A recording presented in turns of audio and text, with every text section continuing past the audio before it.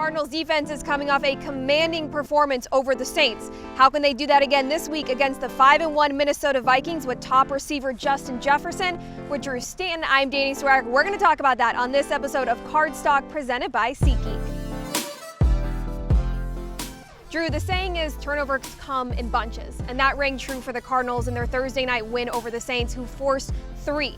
Quarterback Antonio Hamilton's pick in the end zone got the ball rolling. Even though it was the only interception not returned for a touchdown, why was it the most pivotal? It's so important because it takes points off the board for the Saints, right? If you look at what's happened at this point in the game, they're going in to score, potentially make it a 1-2 possession game, right? It's 7-3. That takes points off the board. Antonio Hamilton, perfect alignment, shows perfect patience and jumps the route, is allowed to then cut in front of the wide receiver, and just a fantastic play by him. Yes, the other plays get more notoriety because it puts points on the board, but anytime you can do that and you keep a team down that's struggling, they're last in the league in turnovers right now. And the New Orleans Saints, when you give them any hope or you plant that seed of doubt like Antonio Hamilton, that's when you see the turnovers come in bunches.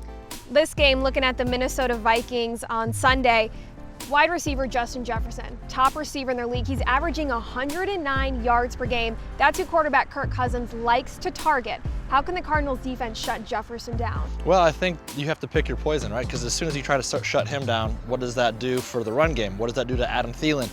He is a tremendous wide receiver, and there was so much hype coming in of him talking about, I get to be that Cooper Kupp role. Well, we also what Cooper Kupp is capable of doing. He is now doing that with Kevin O'Connell. He's got a great quarterback right now in Kirk Cousins, who's playing at an extremely high level. Justin Jefferson has a ton of confidence, much like our wide receiver has right now. It's going to be a great matchup. The Vikings defense is allowing almost 8 yards per attempt, which is the worst in the league.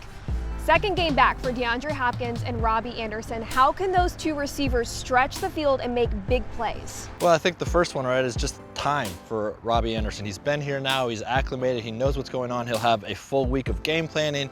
He's familiar with Kyler. All of these things will hopefully see what we can do in stretching that field, because everything you want to be able to do is get those deep shots. He's shown the capability of doing that since he's been in the league. He's a tremendous weapon, and you added him for a reason. Now you implement him for a reason. And D-Hop just needs to continue to be D-Hop. I mean, he was so special. You look at what he's doing. Kyler's throwing with anticipation. He's comfortable. He's confident in what he's doing.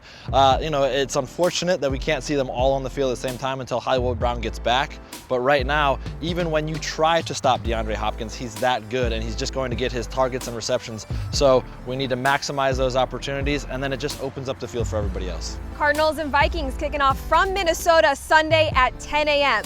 For Drew Stanton, I'm Dani Sureck. Thanks so much for tuning in to Card Stock.